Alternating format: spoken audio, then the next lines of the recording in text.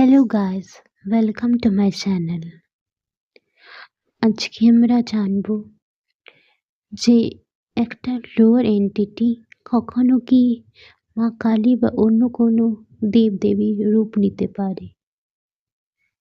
Spiritually এটা সম্ভব। কোনো একটা লোয়ার এন্টিটি মা কালী বা অন্য কারুর রূপ নিতে পারে। কিন্তু একটাই তফাৎ আছে সবার মধ্যে একটাই তফাৎ আছে। সেটা হলো ভাইব্রেশন বা অর্ডার। যে স্পিরিচুয়ালি আইকেন সে তারা খুব সহজেই সেটা বুঝে নিতে পারবে। তাদের স্পিরিচুয়াল নলেজ এতটাই গভীর যে মনের অন্তর্দৃষ্টি দিয়ে যদি তারা দেখার চেষ্টা করে তাহলে কোন এন্টিটি মা কালী বা অন্য কোনো দেবদেবীর রূপ নিচ্ছে বুঝে নিতে পারবে।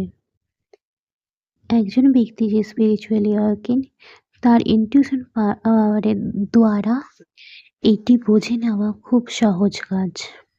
তাই ইনটিউশনের উপরে ভরসা রাখ।